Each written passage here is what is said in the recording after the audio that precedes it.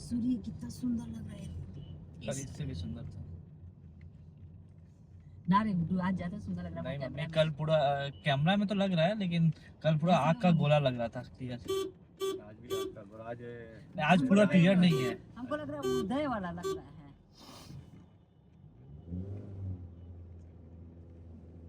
उल्ला लोग ऐसा।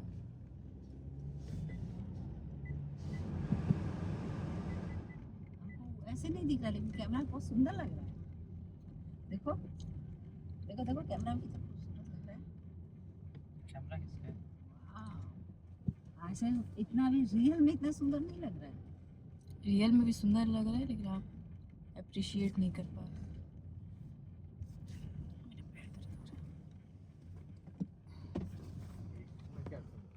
ये कुछ है, ये हम इंटरनेट में देखे थे, ये महाभारत से रिलेटेड है। ये है चैरियट है, चैरियट व्हील मार्क। नहीं नहीं नहीं, वही जो चैरियट व्हील मार्क, ये श्री कृष्ण का रथ का मार्क है। यहीं से लेके गया था जरासंध को से लड़ने। अर्जुन ने किसको तो लेके गया था। हाँ, हम इंटरनेट में देखे थे कुछ श्री कृष्ण भगवान जी का क्या वेंटिलेशन। और यहीं आसपास कहीं पे ऐसा कोई पहाड़ है, तार से टच स्क्रीन है ना, ये तार से। ऐसा कोई पहाड़ है यहाँ पे जो जहाँ पे वो लिखा है, कुछ लिखा है,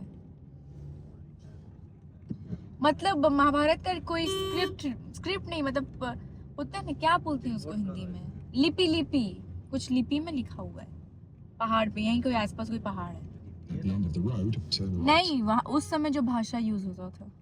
4:10 हो रहा है।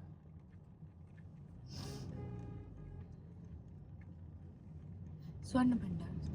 Now we are exiting the ropeway finally। आज का पूरा दिन यही निकल गया। सुबह शायद 11 बजे हम लोग घुसे थे यहाँ पर, और अभी शाम का 4:10 हो रहा है जब हम लोग ये धन्यवाद हमें दिख रहा है। Now exiting the स्वर्ण भंडार and the स्वर्ण भंडार नहीं, sorry the ropeway and the क्या नाम था इसका, घोड़ा कटोरा। घोड़ा कटोरा। ये लिखा हुआ था ग्रीन वाला कहाँ? यही तो कुंडलपुर और पावापुरी कल। Now we are going to the स्वर्ण भंडार। वो आपका है गोल्ड, बोला जाता है कि मान्यता है कि वहाँ पर बिंबिसार जो अशोक के पिताजी थे, उनका खजाना दफन है। बहुत जगह खुदाई हुई है, लेकिन अभी तक खजाना मिला नहीं है। चलिए आज हम खोजते हैं, हमें मिल जाएगा। और हमें मिलने पर उस पूरे खजाने का 10% हम रख सकते हैं, बाकी 90% गवर्नमेंट को वापस कर, गवर्नमेंट का हो जाएगा।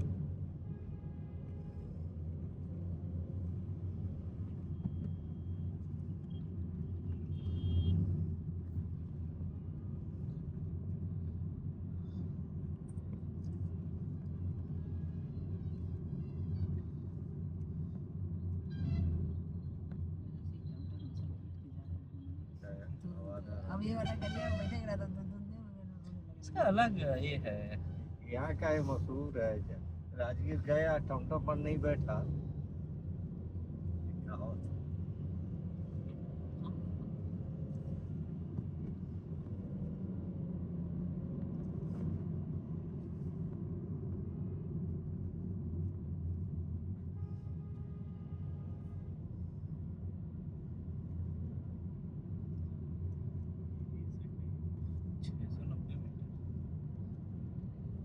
ये जो स्वर्ण भंडार लिखा था,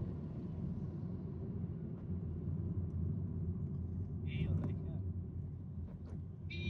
आगे नहीं, ये तो जू है। टर्निंग से आगे है।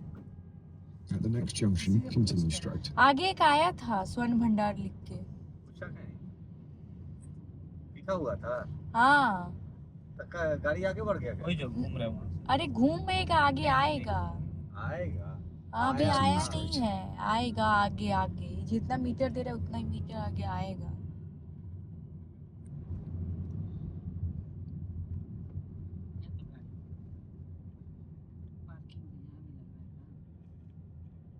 क्या आ रहा है वो उससे डिपेंड करता है। यही है जहाँ संजय खड़ा है। ये जो सामने में, पर ये तो ऊंचा है।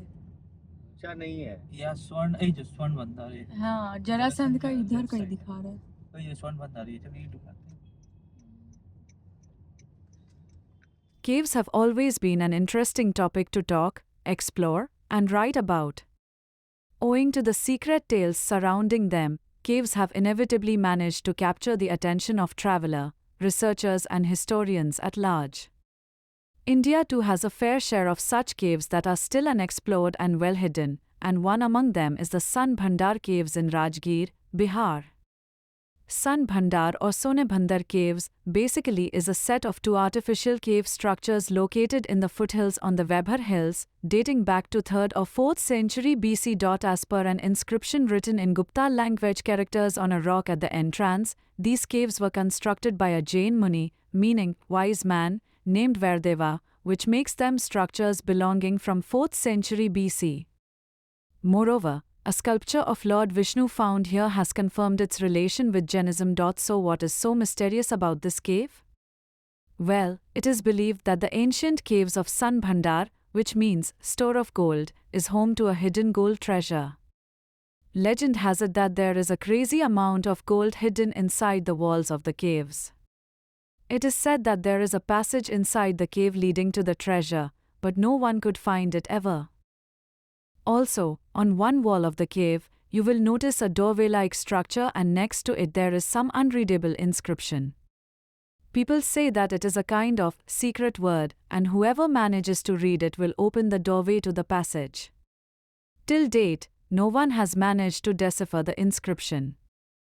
Several attempts have been made to find the supposedly hidden treasure, but in vain. In fact, once officials from the British government tried to blow the walls of the cave with strong explosives but could not succeed. All these happenings have only intensified the mystery around these caves. Besides, the chambers of these caves are beautifully polished, which add to the beauty and uniqueness of these. There are several inscriptions in and around the caves, which as per belief is left by the pilgrims, who must have visited the place once. Moreover, the entire construction of the cave resembles that of Mauryan rock-cut structures.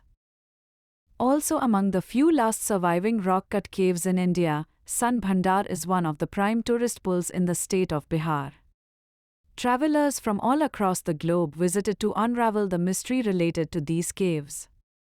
And in all these centuries, no one has reportedly managed to open the passage. Explorers, historians, invaders, even the Mughals and the British tried to open it, but in vain. The British once fired a cannon at the wall. However, it just left a black mark above the mysterious doorway. The mark is reportedly visible to tourists even today.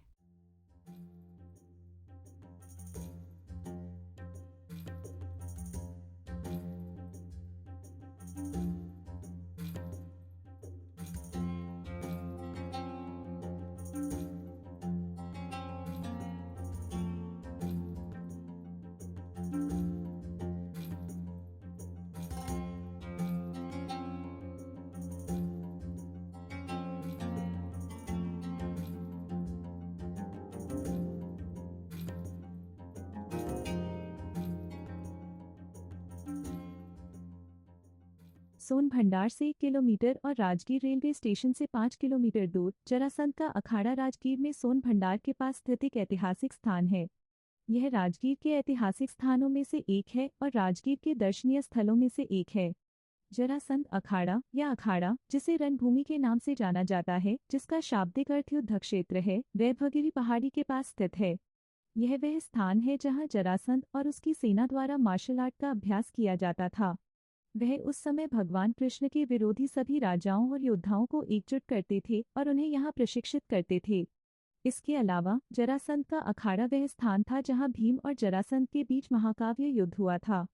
पौराणिक कथा के अनुसार जरासंध ने देवी चंडी को प्रसन्न करने के लिए एक यज्ञ आयोजित करने की योजना बनाई।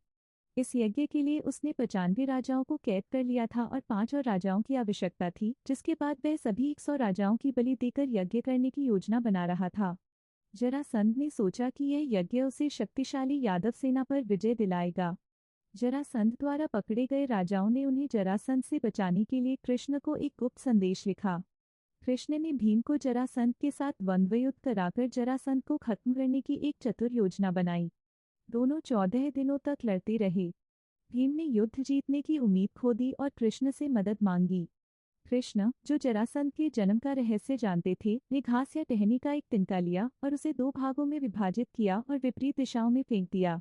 भीम को सुराग समझ में आ गया और उसने राजा को मारकर जरासंध के शरीर को 2 हिस्सों में विभाजित कर दिया। इस अखाड़े की दीवारें ऊंची हैं और इसमें अभ्यास के लिए कई हिस्से बने हुए हैं। जरासंध के अखाड़े में सबसे खास चीज है यहाँ की मिट्टी, जो चमकीले रंग की है। कहा जाता है कि जरासंध इस मिट्टी में प्रतिदिन सैकड़ों लीटर दूध और दही मिलाता था। हेलो गाइस, अंधेरा हो रहा है ऑब्वियसली क्योंकि ठंड है, जल्दी अंधेरा हो रहा है, अभी 5 भी नहीं बजे हैं। ये है मनियार मठ, यहाँ नागमणि का रेलिवेंस है। कोई कुआं था, उसमें नागमणि रहा जाता था। मैं ऊपर से जाके आपको दिखाने की कोशिश कर रही हूँ। फिर से मेरे भैया नहीं हैं क्योंकि वो लेज़ी हैं, वो कार में बैठे हैं। अब देखिए, बेसिकली ये इतना हिस्टोरिकल इम्पोर्टेंस वाला जगह है कि आपको हर जगह कुछ ना कुछ मिलेगा। तो एक्चुअली यहाँ से जाना पड़ेगा।